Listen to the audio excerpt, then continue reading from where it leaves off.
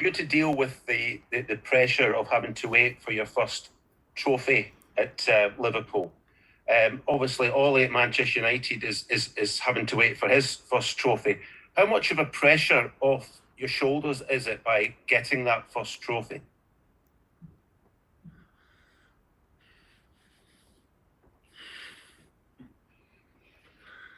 I never felt the pressure to have my first trophy, to be honest.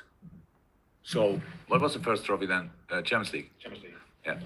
Okay, I had my personal reasons why I thought it would make sense that I finally win a final, because going there is nice, losing them not so much.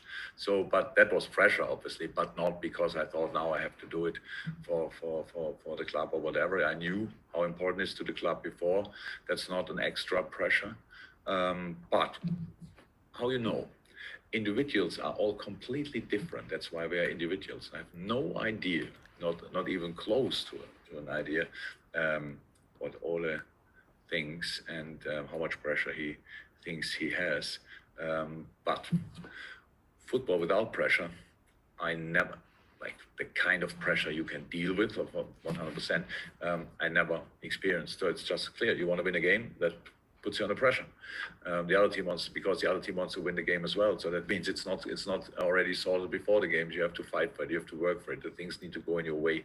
You know, these kind of pressure we always have, and Ole has that as well. But whatever will ease off after winning his first trophy, I don't know. Okay, thank you, Russell. Simon Mullock and then Steve Bates next. Simon. Hi, Jurgen. Could I ask you first of all, Jurgen, who will take the decision on Virgil in terms of the Euros? Because I speak to people in Holland who say there's still hope over there that he could play in the summer. Who will make that final decision? Virgil's knee. So it would be down to Virgil. You cannot look. I don't want to hold him back, but you cannot force it as well. So now let's just go through all these kind of things. I know, but you are all long enough in the business to know if you want to play a tournament, you have to train before. Proper football training weeks before, not a week before. You cannot, after 10, 11 months out, train a week and play football. That's just not possible.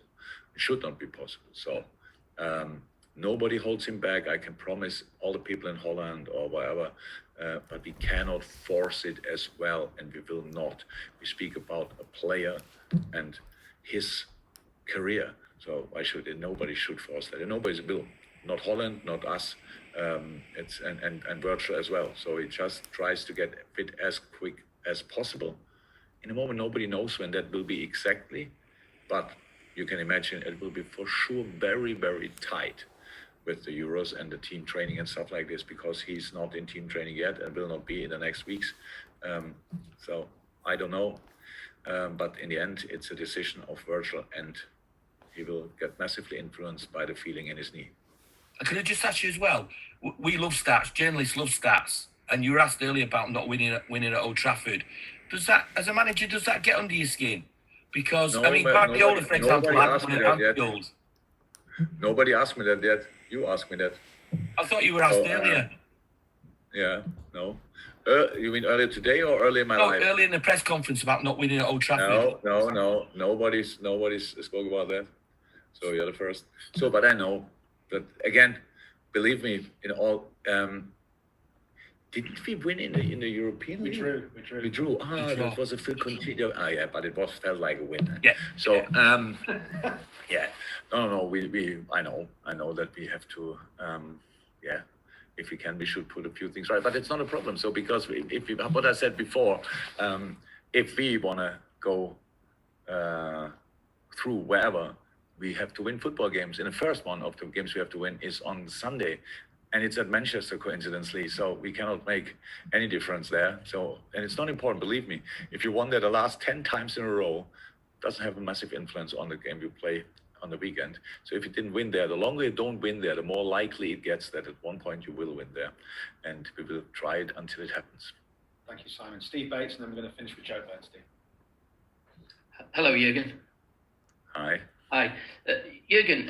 I know you probably 48 hours before you meet your biggest rival, you don't want to be saying nice things about them. But in terms of Ole Gunnar Solskjaer, right from the start when he got the job on a temporary basis, there's been a lot of suspicion that he didn't have the right experience for the job. He didn't have a big CV behind him, as you did when you went to Anfield, and the perception that United should have gone for a big name manager, should we say?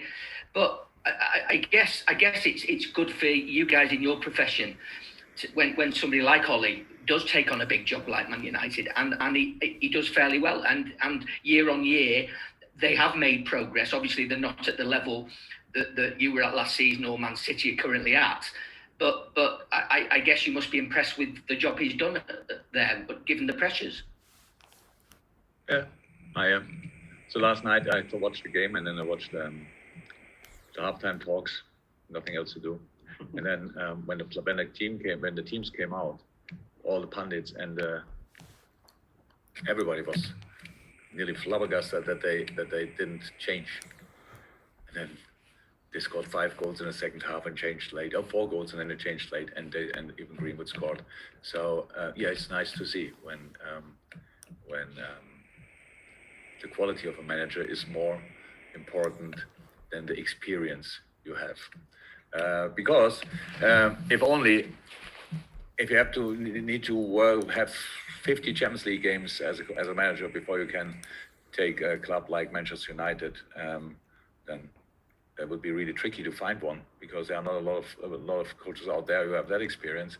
So no, it's nice. I think it's clear, if Ole wouldn't have had a history at Man United as a player, very successful history, then probably not so many people at United would have thought about him. But because he did a brilliant job in Molde and has a Manchester history, I think that was the idea.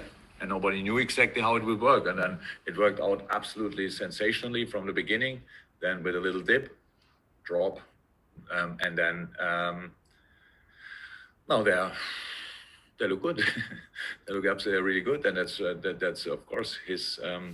He deserves credit for that, together with his coaches. It's like always like this. It's a team effort, but they do really well, and I'm happy for him, to be honest, because even when he coaches a club, I don't think too often about. I'm really happy for a colleague to do really well, and that's what he does.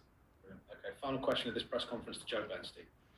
Yeah, Jurgen, I just wanted to ask you about Naby Keita and whether you think his longer term future is at Liverpool. But also, my second part is this rule that the 4th place team in the Premier League might not get into the Champions League. I can't get my head around it. Maybe I'm more old school, but I mean, what do you think of that sequence of events where if you finish 4th and have a good end of the season, and then they say, oh, sorry, you're in the Europa League anyway? Yeah, it's not nice. But I think the different scenario, I don't know who can talk about that with the authorities, but in fact, there's 5 teams is a maximum of possible Champions League starters. There is a good chance again. I think in the year when we won the Champions League, there was the European League final, was English. Arsenal, Chelsea. English as well. So there's a good chance for having 2 English finals again. That makes it then really tricky, because then you have definitely one Champions League winner from England and a European League winner from England, which makes 2 teams. And then how do you want to sort that? In this case, I think most of the involved teams, apart from Arsenal, potentially Arsenal, I know it's not done yet, so you're trying to say it could be, are already in the Champions League. So pretty much Chelsea not 100%, obviously that's what we are hoping for, and all these kind of things, but it's difficult. So you could be there and end up with 6 teams in the Champions League, and I'm not sure if that's right or not. I really don't know. It's just I have no problem with that. I would love it, but I don't think too much about these kind of things. Yes, it's not nice if you're on the 4th and then you get kicked out because of another team is winning the Champions League. That's not cool. But how we found out recently, these are the rules in the moment, so we have to accept them. And if they are wrong, then we have to change them. But in the moment, yeah, we have to work with that. And Naby Keita was the other question. Naby, yeah. Yeah, I see now. So it's a lot of things in this year was really tricky. We had to change so often, and then you have to, in a moment when you try to go for stability, that's really like this, and that's what we need. It's like if the last line, you can see now, for example, Man United, the last line played, I think nearly the last 20 games together now. So then you can make changes everywhere because we have a proper basis. We never had that. So and then on top of that, then making 2-3 changes in midfield, it just doesn't work out in football. People say, yeah, try it. Yeah, I would try. Definitely. If I could be only nearly sure that it could work out, but you need stability in a football team. Other teams are too good for it, that you just make 8-9 changes, and that really hurt. That hit a few players this year. Some of them were, of course, injured, coming back, took a while. Naby, he trains really well, I have to say. He trains really well. Like a lot of other players, he looks really good in training.